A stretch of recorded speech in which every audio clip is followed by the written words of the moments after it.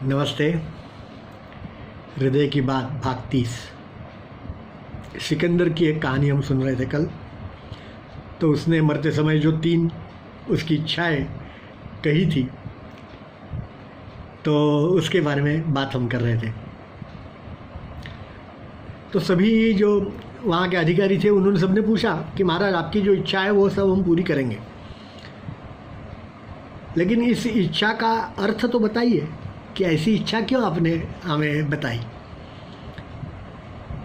तो सिकंदर ने कहा कि मेरी पहली इच्छा है कि मेरी अर्थी जो है ये डॉक्टर हकीम वैद्य ने ली है। तो इसका मतलब मैं ये कहना चाहता हूँ, दुनिया को ये बताना चाहता हूँ कि इतने सारे अच्छे डॉक्टर्स उस समय के सम्राट के साथ जो होंगे वो तो सबसे अच्छे ही होंगे। तो इतने सारे अच्छे डॉक्टर्स, वकील, वैद्य और हकीम होने के बावजूद वो सिकंदर को, सम्राट को बचा नहीं सके। मृत्यु जो है वो अटल है और वो ऊपर वाले के हाथ में है। तो इसलिए उसका कोई घमंड किसी ने नहीं करना चाहिए।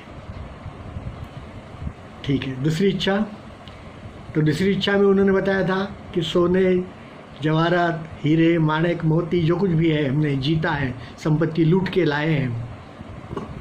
विश्व विजय करने निकला था वो तो वो सारी संपत्ति जो है, धन है, वो पूरा अपने रास्ते पे, उसके अर्थी के रास्ते पे, शव यात्रा के रास्ते पे बिछाई जाए। तो उसका मतलब क्या?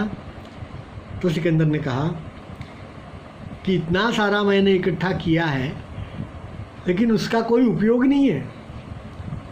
इतना सारा होने के बावजूद भी मैं मर रहा हूँ, मैं उसका कोई उपयोग नहीं कर सकता।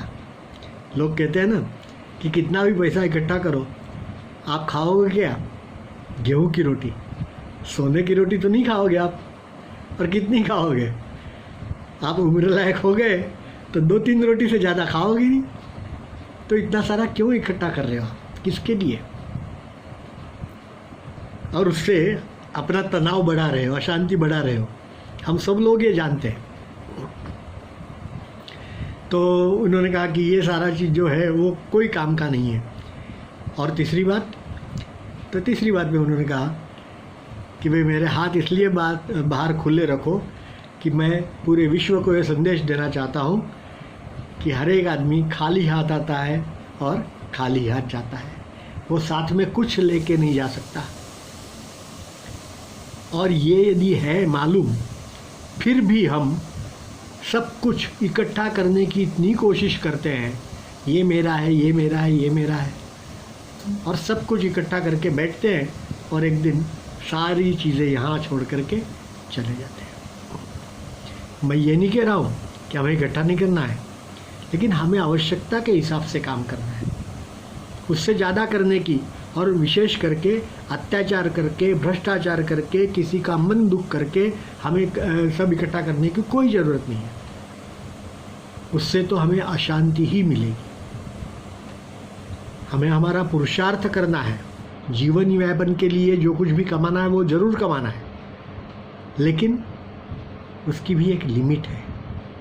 उसी के अंदर रह करके करिए ना, और अच्छे तरीके से करिए, नीति नियम के साथ करिए। तो वो धन भी रहेगा और आपको उससे शांति भी मिलेगी। ठीक है? धन्यवाद।